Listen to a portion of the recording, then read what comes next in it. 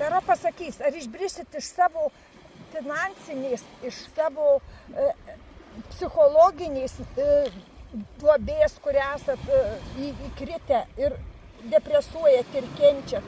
Tara pasakys, aišku, čia nėra individualus. Dėl individualaus rašykit, man yra duota susisiekti elektroninis paštas.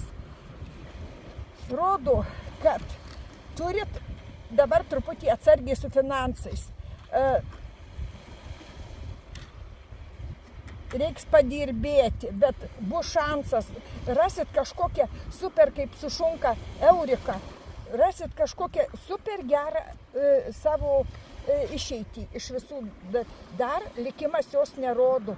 Dar jum klostosi, tik rikiuojasi viskas klostosi į tokią eilutę įvykių, kur turi jum kažkas įvykti, šansas, pentaklių šansas, vienareikšmiai. Turėsit finansais galimybę išeiti iš problemų, bet jeigu išmintingai nesitaškysis, pasibaigs problemos. Pasibaigs mirties korta, pasibaigia problemos ir yra kardų karalius, kuris susitvarko su visais. Tai intelektas, išmintis, protas, jum jie padės. Ir tada būsit savo gyvenimo magai.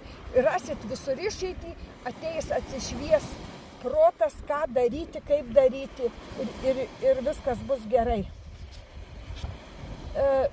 Pentaklių karalius, tai čia arba žmogus, kuris jums padės, arba jūs pats ant tiek pakilsit, kad jūs valdysit savo visą sritį, namus, šeimą, verslą, kažką tai ir labai džiaugsitės. Ateina jums geros žinios, ateina laimingos žinios, kur jūs susitvarkysit iš visų, išeisit problemų. Ir imperatorius, kuris valdo savo valstybę.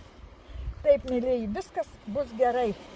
O kai bus gerai su finansais, bus gerai ir su kitais dalykais. Meilė ir meilė atsiras ir viskas susitvarkys jūsų santykiai, švęsit gyvenimą, mėlyji. Dėkit laikus, jei tiko, priimu, jei tiko ir individualių užsakykit atskirai.